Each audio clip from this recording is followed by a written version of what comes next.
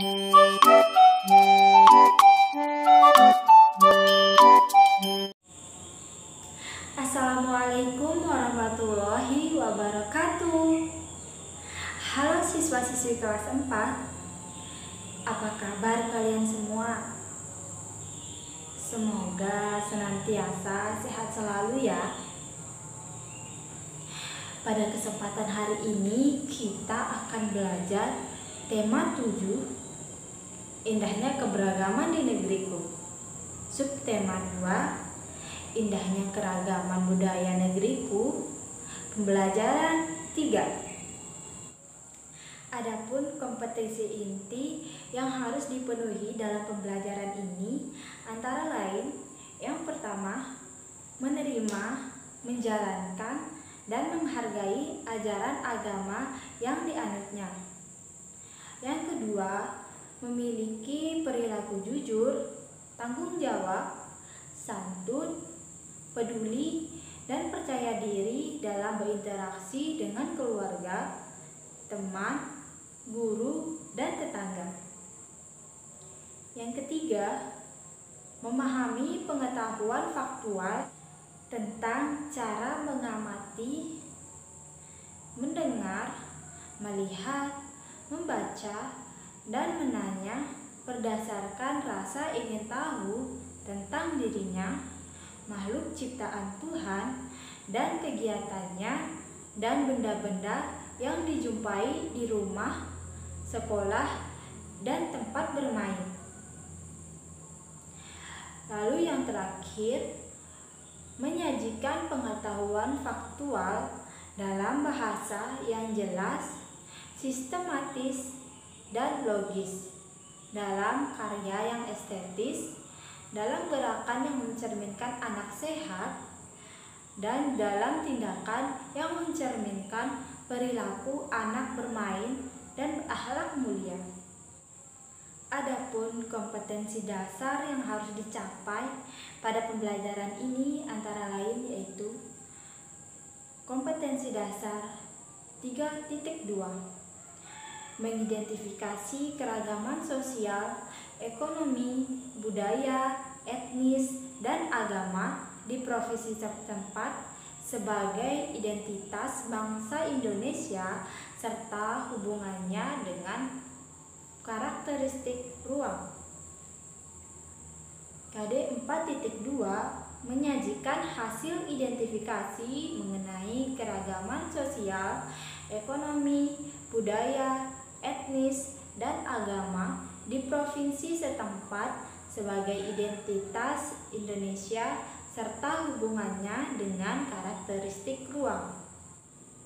Adapun indikator yang harus tercapai dalam pembelajaran ini yaitu: pertama, siswa mampu menceritakan daerah asal dan keunikan dari setiap rumah adat di depan kelas secara bergantian.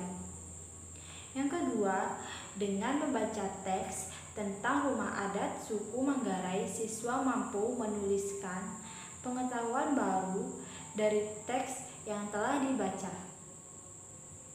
Yang ketiga, dengan menyimak penjelasan guru, siswa berdiskusi kelompok tentang bentuk bahan membuat dan keunikan dari adat daerah mereka.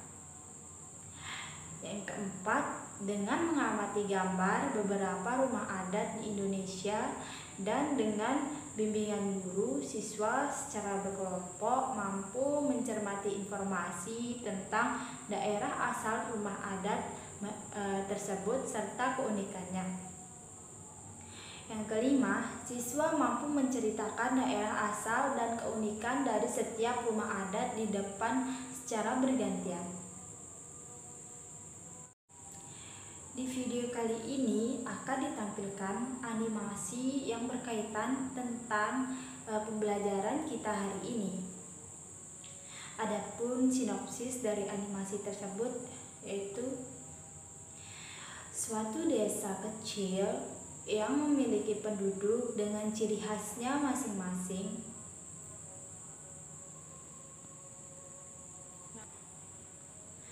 Pada suatu hari, di suatu tempat Di desa kecil yang memiliki penduduk dengan ciri khasnya masing-masing, desa tersebut adalah desa dari para pendatang yang berasal dari berbagai kota atau provinsi di Indonesia. Di desa tersebut, warganya hidup dengan rukun, walaupun di tengah banyaknya perbedaan. Mereka saling tolong-menolong, gotong royong, dan lain sebagainya. Anak-anak di desa itu pun bermain dengan cerianya. Hingga pada suatu hari, anak pendatang baru yang ikut bermain bersama 3 orang sahabat, yaitu Ika, Dian, dan Holis, sehingga terjadilah percakapan. Hai Dian, tumben sendiri, Ika mana? Tidak tahu. Tadi sepulang sekolah sudah janjian ke sini. Itu kita tunggu. Oke.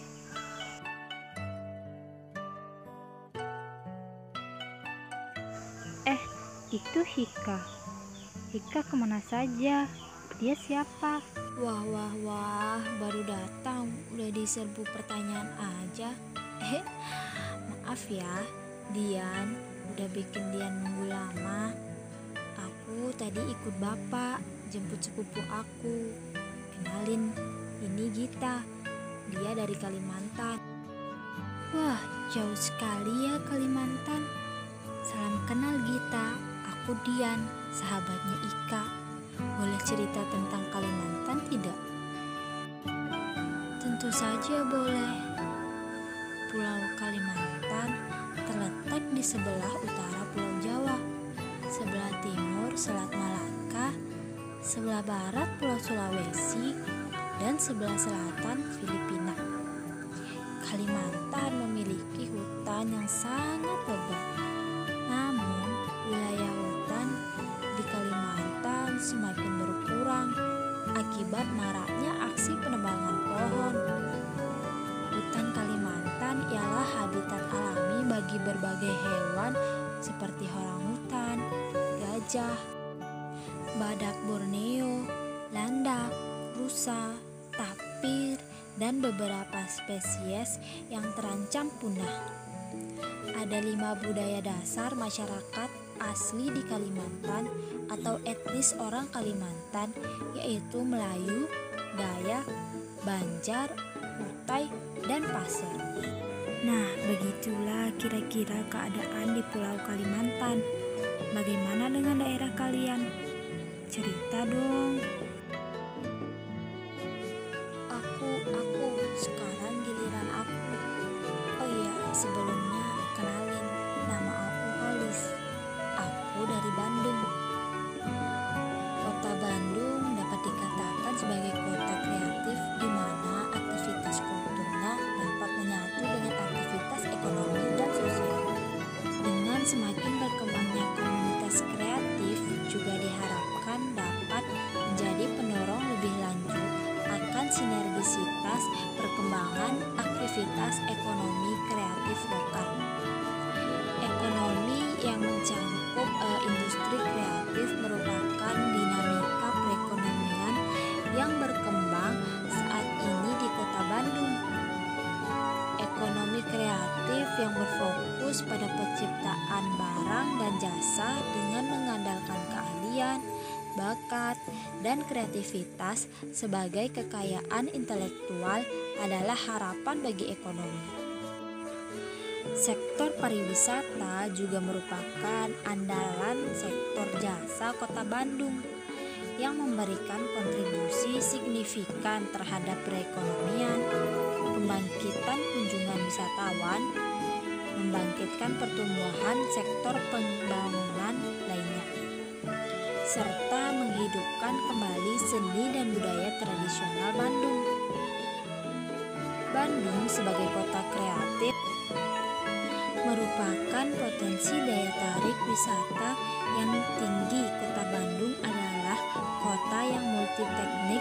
Walaupun demikian, kebudayaan Sunda masih memegang peranan dalam hidup keseharian. Kebudayaan Sunda termasuk salah satu kebudayaan suku bangsa di Indonesia yang berusia tua, bahkan dibandingkan dengan kebudayaan Jawa sekalipun. Kebudayaan Sunda sebenarnya termasuk kebudayaan yang berusia relatif lebih tua, setidaknya dalam hal pengenalan terhadap budaya tulis.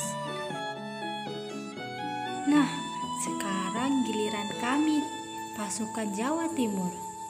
Di Provinsi Jawa Timur, banyak sekali hal yang unik dari seni dan kebudayaan yang ada.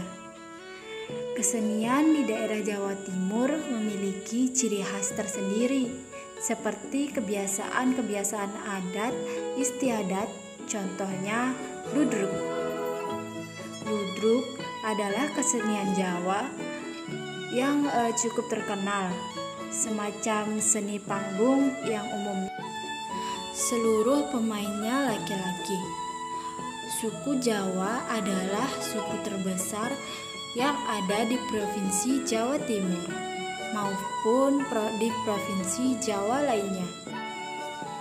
Ada beberapa suku yang ada di Provinsi Jawa Timur, yaitu suku Jawa, suku Tengger, suku Osing, suku Madura, dan suku Bawean. Di Jawa Timur ada beberapa bahasa daerah yang sering digunakan oleh masyarakat, antara lain yaitu bahasa Jawa, bahasa Madura, dan bahasa Osing. Bahasa Tengger, bahasa Kangean. Bahasa yang digunakan keseharian masyarakat Jawa Timur kebanyakan menggunakan bahasa Jawa. Di Jawa Timur, kami memiliki rumah adat yang bernama Rumah Joglo. Rumah Joglo dikenal sebagai rumah adat yang berasal dari Jawa Timur. Bentuknya yang limas serta atapnya yang megah sangat dikenal baik oleh masyarakat. Kata joglo diambil dari bentuk atapnya yang besar dengan bentuk seperti sebuah gunung. Jumlah tarian adat yang ada di Indonesia kurang lebih sekitar 170 jenis tarian. Di antaranya ada tari reog Ponorogo, tari remo, tari jaranan buto, tari wayang topeng, dan masih banyak lagi tarian yang khususnya berada di wilayah Jawa Timur. Sungguh beragam ya budaya kita, akan tetapi di tengah perbedaan alangkah bersyukurnya kita bisa hidup saling berdampingan dan membantu satu sama lain. Mari berteman baik dan saling menghormati satu sama lain. Yuk kita bermain.